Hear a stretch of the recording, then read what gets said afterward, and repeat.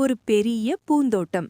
அங்கே ஏராளமான தேனீக்கள் சுறுசுறுப்பாக தேன் சேகரித்துக் கொண்டிருந்தன. அதில் ஒரு குறும்புக்கார தேனீ, அதன் பெயர் காஷ்வின். எப்ப பார்த்தாலும் பூ, தேன், தேன், பூ. கொஞ்சம் விளையாட கூட நேரமே இல்ல. இந்த வேலை ரொம்ப போர் அடிக்குது. காஷ்வின் தேன் எடுக்காமல் பூக்களை சுற்றி சுழன்று விளையாட ஆசைப்பட்டது. காஷ்வின், நேரத்தை வீணாக்காதே. எல்லாரும் வேலை செய்யும்போது நீ சோம்பேறியாக இருக்கலாமா? மழைக்காலம் நெருங்குது. சீக்கிரம் தேன் சேகரி. தனித்து இருக்காதே.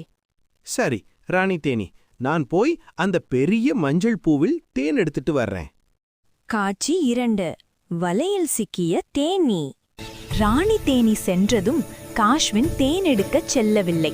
கொஞ்ச நேரம் விளையாடிவிட்டு வரலாம் என்று நினைத்து காட்டுப் பகுதிக்குள்ளே பறந்து சென்றது. ஜாலி. இங்க யாரும் வேலை செய்ய சொல்ல மாட்டாங்க. ஒரு பெரிய சிலந்தி வலை. இங்கேயும் எனக்கு பயமா இருக்கு. ராணி தேனீ சொன்னதை கேட்காம நான் வந்தது தப்புன்னு இப்ப புரியுது. காஷ்வின் வலையில் மாட்டிக்கொண்டது. ஐயோ, மாட்டிக்கிட்டேனே.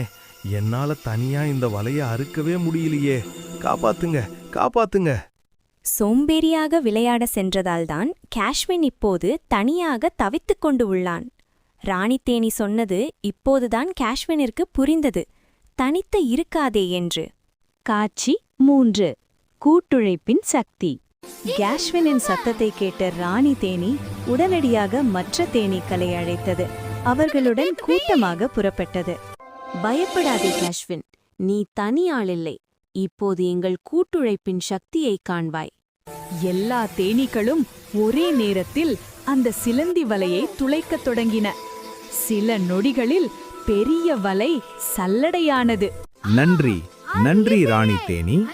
இப்போது புரிகிறது, தனியாக இருப்பதை விட சேர்ந்து வேலை செய்தால் எவ்வளவு பெரிய ஆபத்திலிருந்தும் தப்பிக்கலாம். காட்சி 4. நல்ல பாடம். அன்றிலிருந்து காஷ்வின் சுறுசுறுப்பு மற்றும் கூட்டுழைப்பின் மதிப்பை உணர்ந்து ஒரு சிறந்த தேனீயாக மாறியது. இனிமேல் நானும் சோம்பேறியாக இருக்க மாட்டேன். என் நண்பர்களுடன் சேர்ந்து சுறுசுறுப்பாக வேலை செய்வேன். இந்த கதையின் நீதி, தனியே இருப்பதை விட சேர்ந்து உழைப்பதே வலிமை. இதை நீங்களும் உணர்ந்து நடந்து கொள்ளுங்கள்.